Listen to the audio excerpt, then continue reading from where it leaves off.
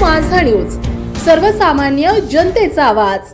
ही संपूर्ण जिल्हा परिषद साध्या वेशातल्या पोलिसांनी बनली होती. म्हणजे आम्हाला समजलं नाही की एवढं मोठ्या संख्येनं पोलीस काय येतात. आणि आमच्या एक सन्माननीय सदस्य बापूसाहेब शिंदे आहेत आमच्याबरोबर. त्यांचं आमच्याच 2 सदस्यांनी अपहरण केलं अशी त्यांच्या विरुद्ध काल खोटी तक्रार दाखल केली. सकाळी काल एकदा त्यांच्या विरुद्ध तक्रार झाली. ते स्वतः पोलीस स्टेशनला गेले. त्यांनी पोलीस स्टेशनला पहाटे जबाब दिला की मी पुन्हा मला कोणी अपहरण केलेलं नाही, मी माझ्या मर्जीनं माझ्या पक्षाबरोबर आहे. ती स्टेटमेंट दिल्यानंतर दुसरा गुन्हा 6:15 वाजता दाखल केला. आणि त्याच्यामध्ये आमच्या 4 राष्ट्रवादी काँग्रेस पक्षाचे 4 लोकांची नावं घातली. त्याच्यामध्ये 2 नावं आमच्या जिल्हा परिषद सदस्यांची होती, 2 नावं इतर होती. मांडवे, संदीप मांडवे आणि अनिल देसाई हे सदस्य जे आमच्याबरोबर इथनं सकाळी आम्ही गेलो. त्यांना आतमध्ये जाताना त्याच्या अगोदरच सांगतो, कामेश कांबळे जे आमचे सदस्य होते त्यांना मी आणि मकरंद आबा आम्ही लिफ्टमधनं वर घेऊन जात असताना माननीय शिवेंद्रसिंह राजे भोसलेंनी त्यांना हरवलं. तो म्हटला मला बोलायचं नाही, मी आबांच्या दादांच्या बरोबर मी जाणार आहे, एवढं स्पष्ट त्या कामेश कांबळेने सांगितलं. तरी बाबांनी त्याला दम दिला. बाबांबरोबर ज्यांचा जिल्हा परिषदच्या निवडणुकीशी संबंध नाही अशी सातारचे नगराध्यक्ष मोहिते आणि एक फिरोज पठाण नावाचा त्यांचा कार्यकर्ता, त्या तिघांनी मिळून मी त्याला कवळा भरला होता. असं मी त्याला मिटिंग धरलं होतं कामेशला. माझ्या मिटिंगनं सोडवून त्याला उजव्या बाजूच्या वरांड्यामध्ये ओढत नेलं. तिथनं धरून मी आणि आव्हाने परत त्यांच्या मिटिंगनं सोडवून त्याला लिफ्टमध्ये आणलं. लिफ्टमधनं 4थ्या मजल्यावर आम्ही घेऊन गेलो. अगदी दरवाज्यातनं आतमध्ये आमच्या सगळ्या सदस्यांच्या बरोबर, तुम्हाला आमचे सदस्य सांगतील, आमच्या सगळ्या सदस्या बरोबर ते कामेश कांबळे जाऊन आमच्या सदस्यांच्या बाजूला बसले. दुसरे जे 2 सदस्य आमचे खाली होते त्यांना आणायसाठी आबावरच थांबले. शशिकांत शिंदे साहेबांनी आम्ही खाली आलो. तोपर्यंत शिंदे साहेबांना लोकांनी सांगितले की बसमध्ये बसणाऱ्या सदस्यांना सुद्धा आत सोडत नाही, त्यांची बस सुद्धा बाहेरच उभा केलेली आहे दरवाज्यावरची. शशिकांत शिंदे साहेब तिकडे बसकडे गेले आणि जे 2 सदस्य खाली होते अनिल देसाई आणि संदीप मांडवे त्यांना घेऊन मी वर आलो. मी वर आल्यानंतर 4थ्या मजल्यावर गेल्यावर बाबा जसं सांगतायत 101 साध्या वेशातले पोलीस त्या लिफ्टच्या समोर उभे होते. त्यातनं सुद्धा लिफ्ट पोलीस त्यांना धरत होते आणि मी आमच्या 2 सदस्यांना घेऊन आबा आणि मी आम्ही दरवाजापर्यंत गेलो. दरवाजापाशी अक्षरशः पोलिसांनी असं दांडकी आडवी लावली, काट्या आडव्या लावल्या. आम्हाला पुढे जाऊ दिलं नाही. 25-30 पोलीस आम्हाला मागे ढकलत होते. हे आणि मी पुढे होतो. आमच्या दोघांच्या मध्ये ते सदस्य होते, आम्हाला मागे ढकलत होते. 10 पोलीस एका सदस्याला ओढत होते. 10 पोलीस साध्या वेशातले. तो मांडवे सदस्य आमचे ते सांगत होते अरे मंत्री आहेत 2, पण काही सुद्धा त्या पोलिसांवर परिणाम नाही. मला त्या झटापटीमध्ये मला इजा झाली, रक्त आलं माझ्या हाताला. काय लागलं मला त्या गडबडीत समजलं नाही. पण तरी सुद्धा दरवाजापर्यंत त्या संदीप मांडवेना अनिल देसाईंना आम्ही नेलं. पण ज्यादा परत त्या सिव्हिल ड्रेस मधले पोलीस आले. म्हणजे तसं बघितलं तर आम्ही दोघं, नितीन काका होते, आम्ही शशिकांत शिंदे साहेब होते, आम्ही 5-25 पोलिसांना बाहेर पडलो. म्हणून त्यांनी ज्यादा बाहेरच्या बाजूला उभे असणाऱ्या पोलिसांना बोलवलं आणि त्याने आम्हाला ओढलं बाजूला आणि आमच्या तावडीतनं ते 2 सदस्य त्यांनी घेऊन पोलीस स्टेशनला गेले. म्हणजे जर तुम्हाला लोकशाही मार्गाने जर तुम्हाला सत्ता पाहिजे होती तर लोकांनी कौल तर 37 मतांना आमच्या बाजूने दिला होता ना. पण आम्ही काही निवडणूक झाल्यावर हातात घातलेला नाही. आमचा तिघांचा हातात निवडणुकीच्या आधीपासून आहे. 2 राष्ट्रवादी तरी एकत्र लढल्या आणि शिवसेना आणि राष्ट्रवादी काँग्रेसची आम्ही तडजोड करून प्रीपोल अलायन्स निवडणूक पूर्व युती आम्ही केली. आमचे 37 सदस्य आपले निवडून आले. आमच्यातल्या 2 सदस्यांनी व्हीप मोडला, त्यांच्यातल्या राष्ट्रवादीतल्या 2 सदस्यांनी व्हीप मोडला. ठीक आहे, त्यांच्यावर आता आम्ही पक्षांतर बंदाची कारवाई करू, त्यांचं डिस्क्वालिफिकेशन करू, त्यांचं सदस्यत्व रद्द करू. अगदी सुप्रीम कोर्टापर्यंत जायची वेळ आली. काही लोकांनी सांगितले त्या सदस्याला की तुमचं सदस्यत्व जाऊ देत नाही. पण सगळंच काय आज जसं शासन त्यांचं मांडलिक झालं, पोलीस जसं त्यांचे घरगाड्यासारखं वागले भारतीय जनता पक्षाच्या, तसं न्याय देवता आम्हाला न्याय दिल्याचा विश्वास आहे ना. आम्ही इथं न्याय मागू, कोर्टामध्ये जाऊ, हायकोर्टात जाऊ, सुप्रीम कोर्टात जाऊ. पण ज्यांनी पक्षाचा आदेश मोडलाय त्यांच्यावर कारवाई करायचा आम्ही निश्चितपणे कोर्टाच्या न्यायालयाच्या माध्यमातून प्रयत्न करू. पण आज मला एकच तात्पर्य सांगायचं आहे, आम्ही तरी सुद्धा 33 सदस्य इथनं गेलो होतो. 33 मतं जर आम्हाला पडली असती आणि नेलेले सदस्य ते मतदान करायसाठी येत होते, म्हणजे तुम्ही लोकशाहीचा खून केलाय. लोकशाही मतदानापासून कुणालाही रोखत नाही, पण इथं मतदानाच्या दरवाज्यावर आलेला आपल्याला तर सगळ्यांना नियम माहिती आहे. 100 मीटर पांढरी लाईन उडलेली असते निवडणुकीच्या वेळी. त्या पांढऱ्या रेषेच्या आत 5:30 वाजायच्या आत जर आपण माणूस उभा केला तर रात्रीच्या 8 वाजेपर्यंत मतदान घेतात. त्यांच्या 100 मीटर नाही, आज अधिकारी बसले, ह्या दरवाजावर आम्ही नेऊन त्याला सोडले, तिथनं पोलिसांनी ओढून गेले. म्हणजे किती दादागिरी, किती मजुरी, किती सत्तेचा माज. आम्ही पण आहे ना त्या सरकारमध्ये मंत्री आहोत. मंत्र्याला जर जखम होती, दुसऱ्या मंत्र्याला जर तुम्ही त्यांना जर धक्काबुक्की करता, 2-2 मंत्र्यांना ओढता, म्हणजे तुम्हाला मंत्री असलेल्याचं सुद्धा तिथं समोर आपले त्याचं सुद्धा भान नाही. एवढे पोलीस मांडलिकत्व पत्करल्यासारखं भारतीय जनता पक्षाचे आज वागलेले आहेत.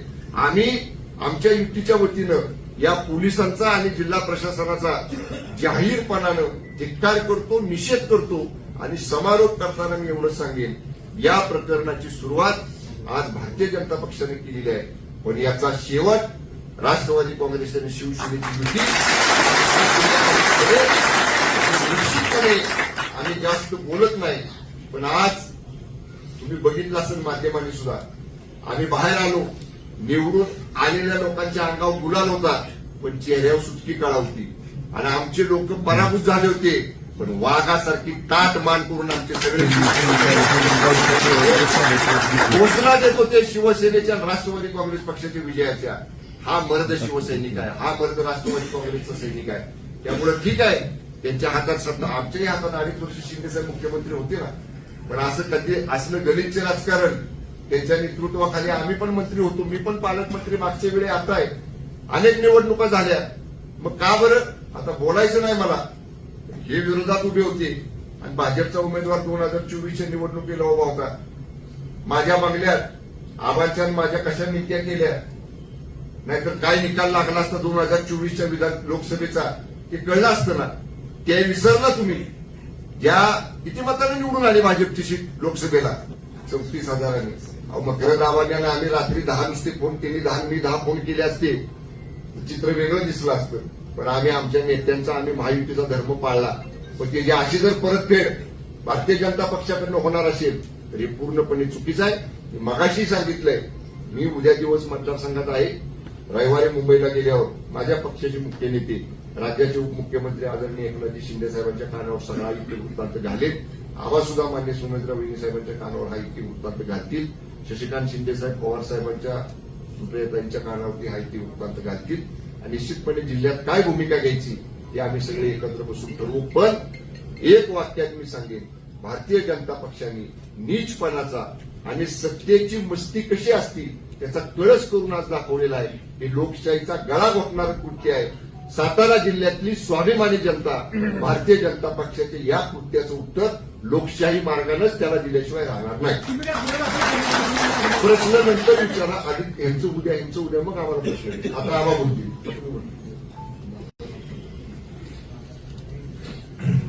आज सातारा जिल्हा परिषदेच्या अध्यक्ष उपाध्यक्ष पदाची निवडणूक होती. पालकमंत्री शंभूराजे देसाई, विक्रम पाटील, नितीन काका आणि आम्ही जरा शांत सगळ्यांनी येऊन ही निवडणूक लढवत असताना जनतेने यशवंतराव चव्हाणांच्या आणि असलेल्या भूमिकेला पाठिंबा देऊन या सातारा जिल्ह्याने इतिहास घडवला. 37 सदस्य आमचे निवडून आले होते. सत्तेच्या माध्यमातून 4 सदस्य आमिष आणि दबावपोटी फोडण्याचा प्रयत्न केला. कालपर्यंत 33 सदस्य आमच्याबरोबर होते, आहेत, आजही होते. सत्ता मिळवण्यासाठी सगळे प्रयत्न केल्यानंतर सुद्धा भाजपला यश येत नाही म्हटल्यानंतर सत्तेचा दुरुपयोग करण्याचा प्रयत्न झाला, त्याचा उल्लेख केला गेला. ज्या सदस्याचा अपहार झाला सांगतायत तेच सदस्य आमच्यावर मतदानाला आहे आणि ज्यांच्यावर गुन्हा दाखल केला ते त्यांच्याबरोबर होते. पोलिसांनी कुठला गुन्हा दाखल केला मला माहित नाही, पण नितीन काकांनी काल जाऊन वाईमध्ये त्या असलेल्या शिंदे साहेबांनी त्या ठिकाणी प्रत्यक्ष सांगितले मला कुठल्याही प्रकारचा अपहरण झाला नाही. काल जेव्हा ते महाबळेश्वरला तक्रार करायला गेले, सांगायला गेले, तेव्हा त्यांना सांगितलं इथं तुमची निवेदन घेणार नाही, तुम्हाला वाईला जावं लागेल. आणि आज या सभागृहामधून ज्या वेळेला 2 सदस्यांना घेऊन जातात ते महाबळेश्वरला नेत आहेत. कारण महाबळेश्वरून परत यायला त्यांना भेटू नये अशा प्रकारचं पोलीस यंत्रणेने जे काम केलेलं आहे. ही निवडणूक भारतीय जनता पार्टी लोकशाहीने जिंकलेली नाही. ही निवडणूक प्रशासनाचा, बळाचा आणि पोलीस यंत्रणेचा वापर करून केलेली आहे. कुठल्या नियमामध्ये बसतो? मतदानाचा अधिकार असलेल्या सदस्याला मतदान देण्याच्या बाबतीमध्ये जर पोलिसांनी हरकत घेतली असेल तर आम्ही त्याच्यावर एफआयआर दाखल करणार, कोर्टात जाणार. मतदानाचा वंचित करण्याचा अधिकार कोणाला नसताना सुद्धा, म्हणजे अगदी तुरुंगात असलेला गुन्हेगार सुद्धा उमेदवारी करतो आणि त्याला मतदानाला पाठवतात. इथे गुन्हेगार नसताना लोकांना त्या ठिकाणी मतदानाचा अधिकार मधून दिला नाही. भीती होती सत्ताधारी म्हणून. मला एवढंच सांगायचं आहे, यामध्ये पूर्णपणाने पोलीस यंत्रणेचा पूर्णपणाने पाठीकर झालेली आहे. हे एसपी असतील किंवा बाकीच्या सगळ्या प्रशासनाने एफआयआर दाखल करण्याच्या बाबतीमध्ये घाई केली. 2 मंत्री आणि सगळे सदस्य गेटवर गेल्यानंतर सुद्धा आज ज्या वेळेला त्यांना खेचून नेतात तिथे अधिकाराचा वापर करतात. आणि त्याला कमी का काय? सभागृहामध्ये आमच्या सगळे सदस्य बघतात, महिला भगिनी वगैरे सगळे. कामेश कांबळे हा आमच्या बरोबर होता.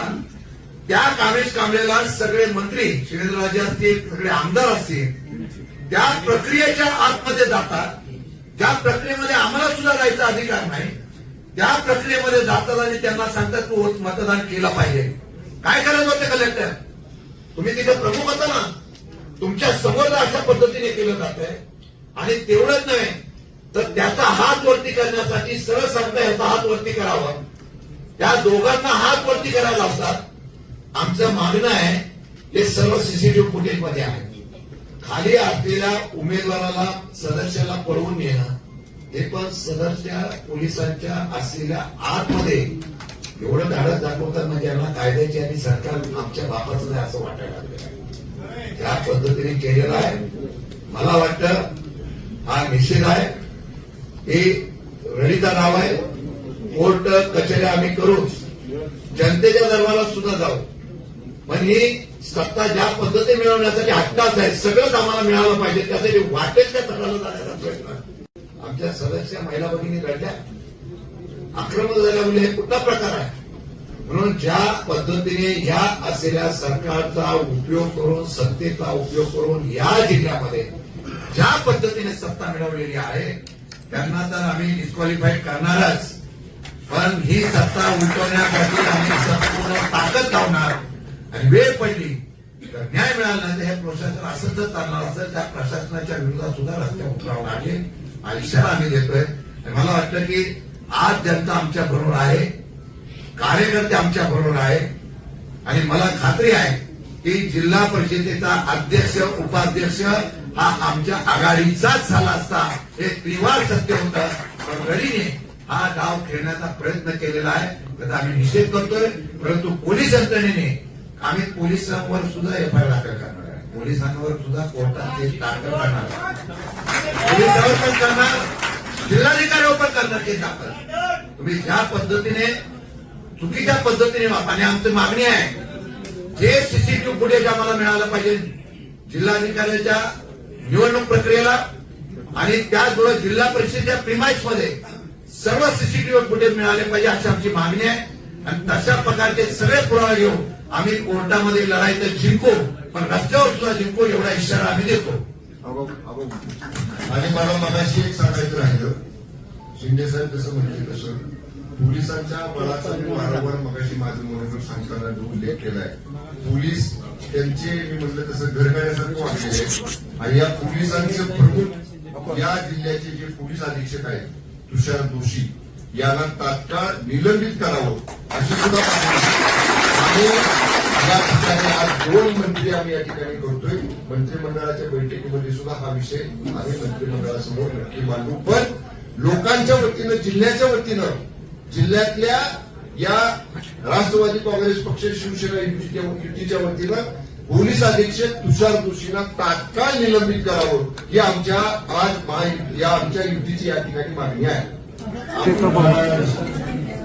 जरा ऐका.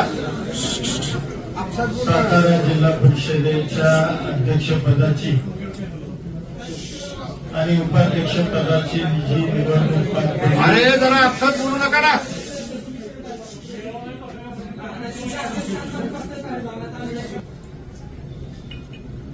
या पुरोगामी सातारा जिल्ह्याला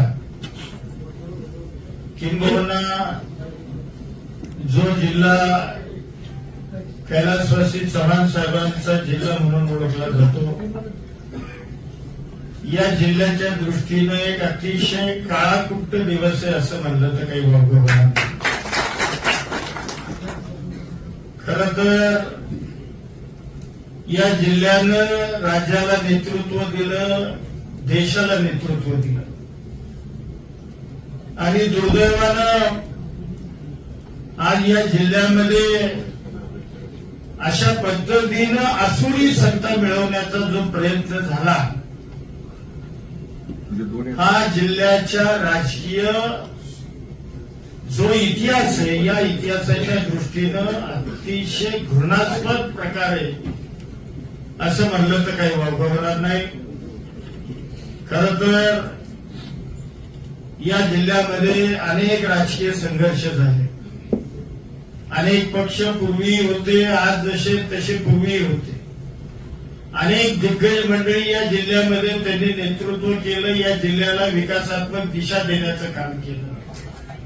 त्याच सातारा जिल्ह्यामध्ये दुर्दैवानं जे याच्यापूर्वी कधीही घडलं नाही, कधीही नाही, म्हणजे तुम्हालाही पत्रकारांना कल्पना आहे की अशी घटना याच्यापूर्वी या जिल्ह्यामध्ये कदापिही घडली नाही.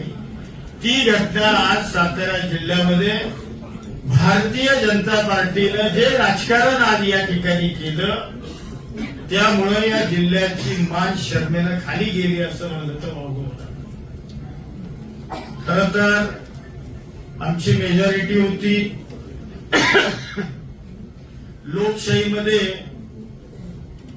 मेजॉरिटीला महत्व असतं आणि दुर्दैवानं आज मेजॉरिटीचा विचार न होता पोलीस बळाचा, प्रशासनाचा प्रचंड वापर करून, म्हणजे मगाशी म्हणल्याप्रमाणे आम्ही राज्याचे दोघं मंत्री आहोत, खासदार आहेत, आमदार आहेत, आम्ही एवढी मंडळी जबाबदार तिथं असताना सुद्धा प्रशासनानं आमच्या सारख्यांवर दांडगावा करावा याच्यासारखं दुर्दैव असूच शकत नाही. यासाठी काय केलं पाहिजे आपण? यासाठी म्हणजे आजची ही घटना माझ्या माहितीप्रमाणे किंवा मला जे वाटतं, या जिल्ह्यातल्या सर्वसामान्य माणसाला ही घटना बिलकुल आवडणार नाही.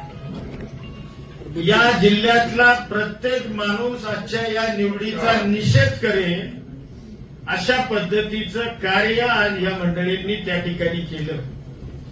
म्हणजे मेजॉरिटी आमची असताना खोटे नाटे गुन्हे दाखल केले. बर मला सांगा, ज्या व्यक्ती अब्स्कॉन्डिंग आहे म्हणले, ती व्यक्ती पोलीस स्टेशनला जाऊन सांगते समक्ष इन कॅमेरा, स्वतःच्या लेखी हातानं निवेदन लिहिते, देते.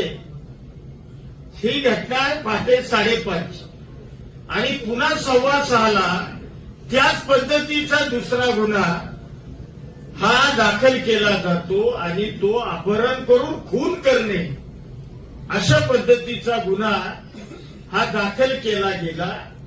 आणि जे आमचे सदस्य होते त्या सदस्यांना मतदानापासून जाणीवपूर्वक प्रशासनाला आणि पोलिसी बळाचा वापर करून आमच्या लोकांना मतदान करू दिलं नाही. हा लोकशाहीचा घडा घोटण्याचा प्रकार आहे. ते आज या जिल्ह्यामध्ये घडलं आणि मला खात्री आहे हा जिल्हा, या जिल्ह्यानं देशाला स्वातंत्र्य मिळण्याकरता योगदान दिले. म्हणजे स्वातंत्र्यपूर्व काळामध्ये सुद्धा या जिल्ह्यातल्या अनेकांनी बलिदान दिलं आणि या राज्याचं सुद्धा नवमहाराष्ट्र निर्माण करण्याकरता सुद्धा या जिल्ह्यातल्या नेत्यांनी फार मोठं योगदान दिलेलं आहे आणि अशा जिल्ह्यामध्ये हा प्रकार राज्याच्या कानाकोपऱ्यातील महत्त्वाच्या व ताज्या बातम्या पाहण्यासाठी महाराष्ट्र माझा या न्यूज चॅनलला YouTube वर सबस्क्राईब करा आणि बेल आयकॉन प्रेस करा.